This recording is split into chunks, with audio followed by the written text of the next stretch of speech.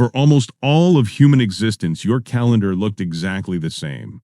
No rent, no 9 to 5, no borders, no walls. If the weather turned bad, you moved. If the animals migrated, you followed. For 300,000 years, humans were professional wanderers, physically built for it, mentally shaped by it, remarkably good at it. And here's what nobody tells you, that life was not miserable. Anthropologists studying hunter-gatherer societies found they worked fewer hours than most modern office workers. Their diets were more varied, their bones were stronger, they slept more, they got more sunlight. By almost every physical measure, they were healthier than the humans who came after them. So why did they stop? Why did humans, after 300,000 years of moving, suddenly put down roots, build walls, plant seeds, and never leave? The answer most people learn in school is simple, clean, and almost certainly wrong. Here's the standard story. Around 12,000 years ago, the last ice age ended. The climate warmed, wild wheat and barley exploded across a region in the Middle East called the Fertile Crescent. Humans noticed that seeds in the ground made more seeds. Food could be produced deliberately. So they farmed, and farming meant they didn't need to move, so they stayed. Villages became towns, towns became cities, and civilization was born. Simple, linear, logical.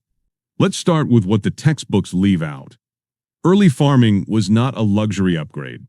It was, by almost every measure, a step backwards. When archaeologists examine the skeletons of early farmers versus the hunter-gatherers who came before them, the evidence is brutal. Early farmers were shorter. Their teeth were worse. Their bones show clear signs of malnutrition. Hunter-gatherers ate from over 100 different wild plants and animals. Early farmers survived mostly on 1 or 2 starchy crops. If the harvest failed, the entire community starved.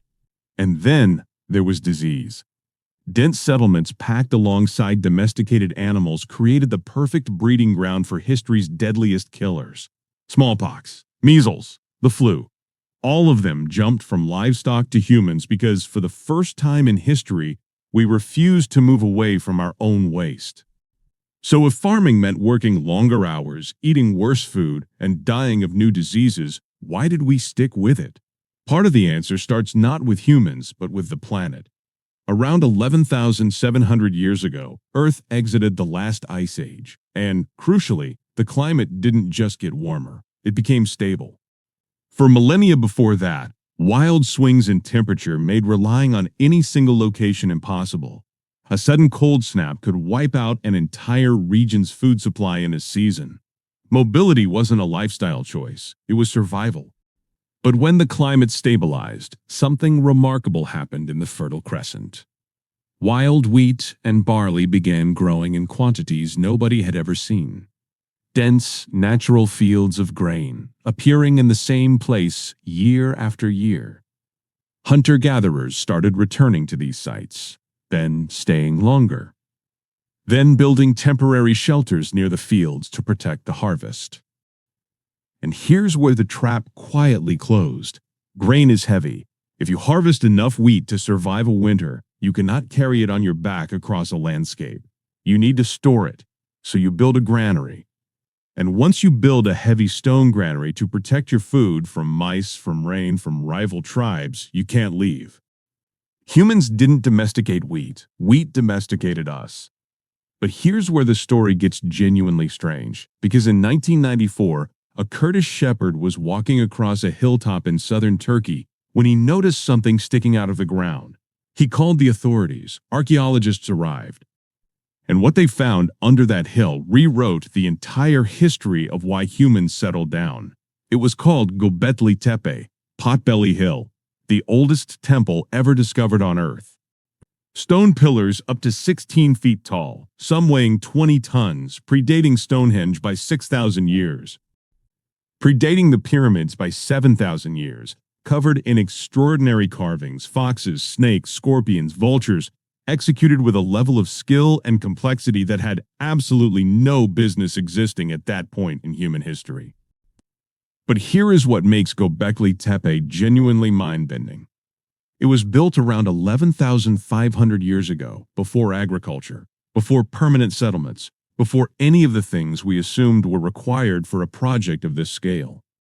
It was built by nomadic hunter-gatherers, people with no permanent home, no farms, no cities, people who were still following animals across the landscape, built one of the most sophisticated structures in human history. Think about what that requires. To move and erect 20-ton stone pillars, you'd need hundreds of workers in one place for months.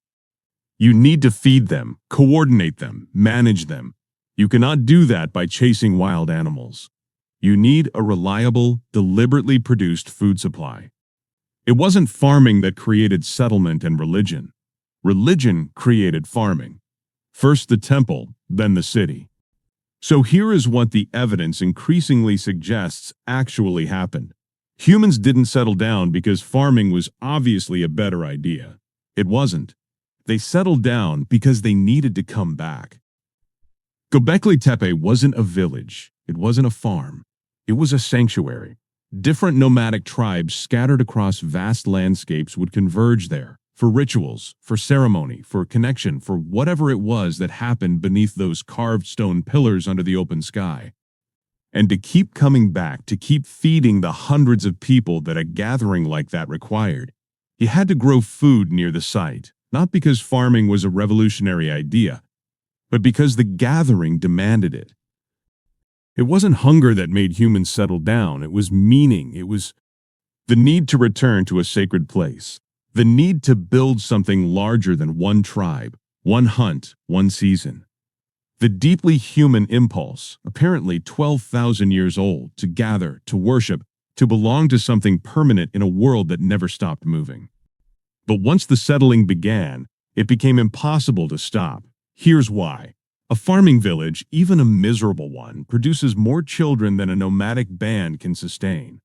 Hunter-gatherer groups needed enormous territories to survive. Farmers didn't. One plot of land could feed far more people per acre than the entire surrounding wilderness, so farming communities grew fast.